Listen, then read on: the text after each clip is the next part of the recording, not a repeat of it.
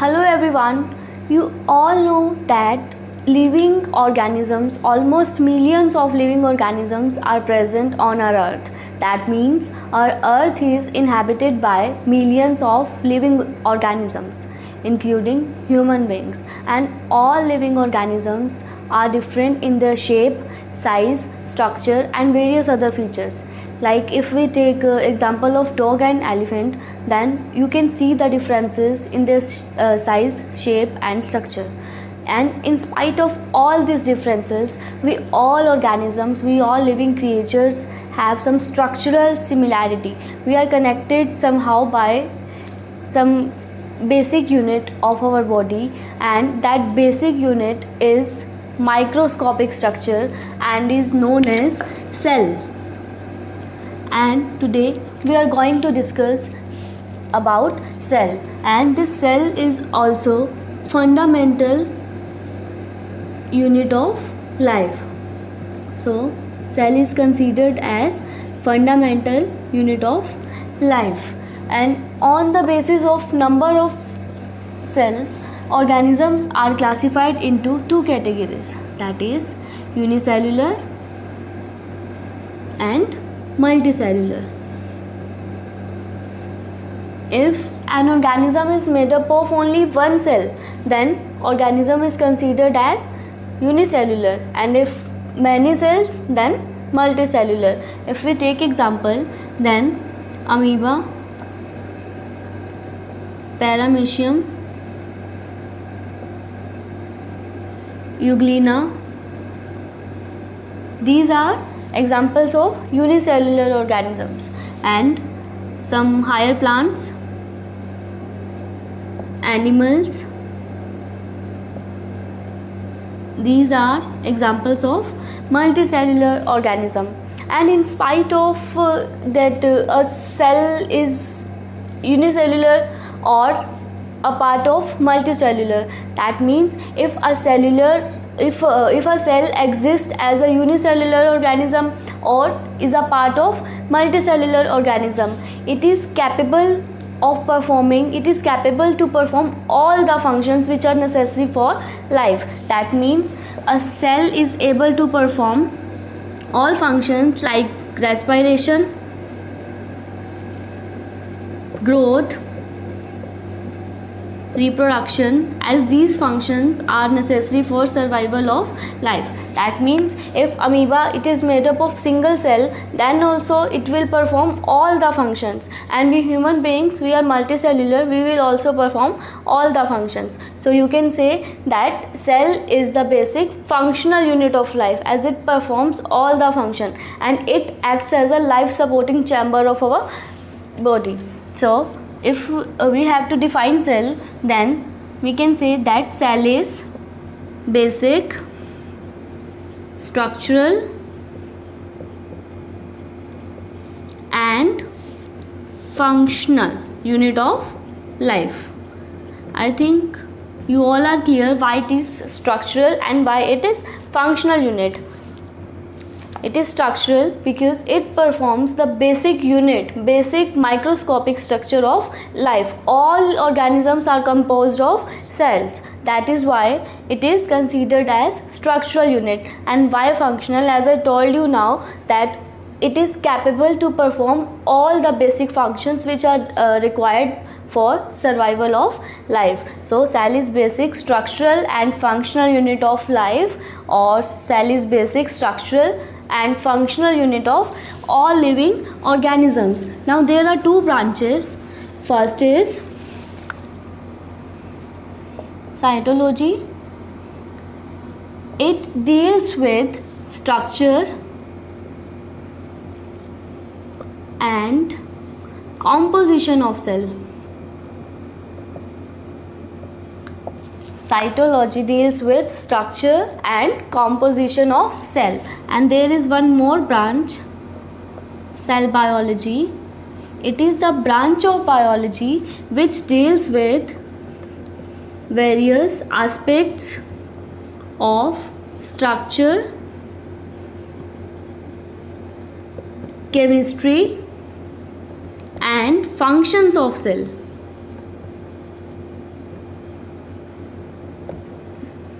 So this is the difference between cytology and cell biology. Now if we talk about discovery and history of cell,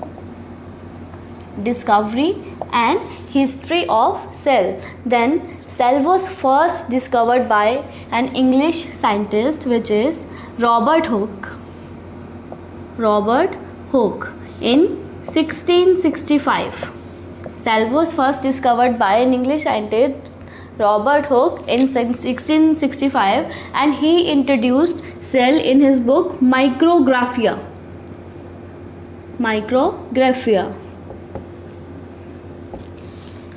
He studied cork cells. In 1665, he studied cork cells which were obtained from bark of quercus, and it is a Spanish oak tree. And studied under his self-designed microscope, and he observed that the thin slices of cork resemble honeycomb.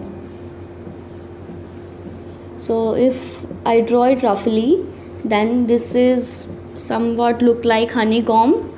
So, and this cork had some small tiny rooms also, some tiny structure which resemble a small room, and which Robert Hooke named cellula.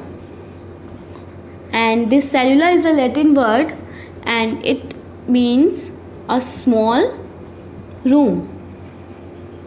So he gave this single compartment the name as cellula, which means a small room. Actually he had studied the dead cells of cork, and which he gave name small room, and this cellula is now known as cell.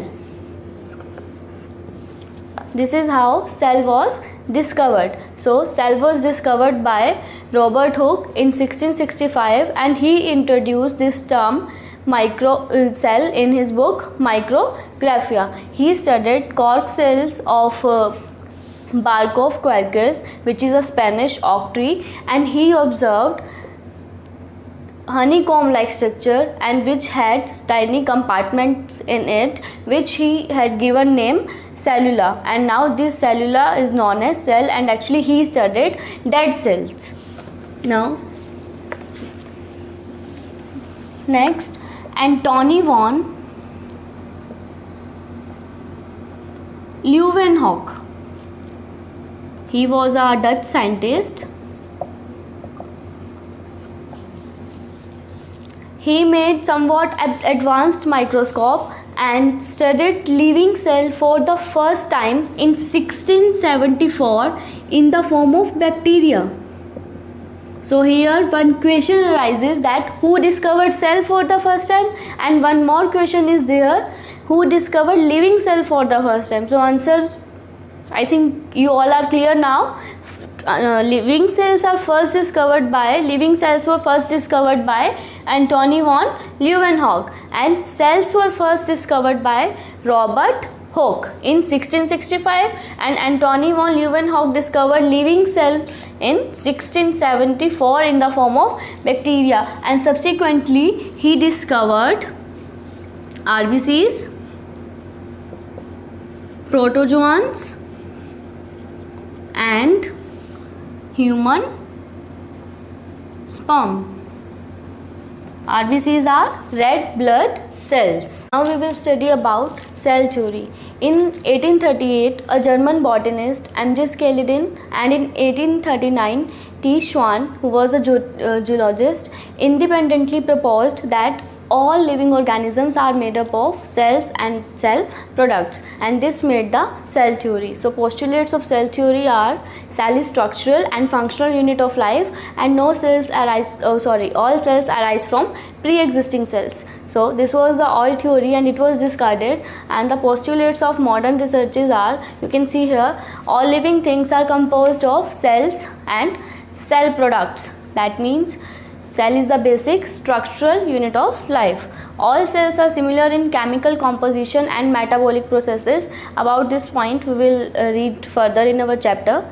The function of an organism as a whole is a result of the activities and interaction of constituent cells, and about this also we will study in detail. All cells arise from pre-existing cells due to cell division. For this, you all know that we also arise from the gametes of our parents. Whenever male gamete and female gamete fuses, it forms zygote, and zygote itself is a unicellular structure which divide multiple times and form multicellular organism.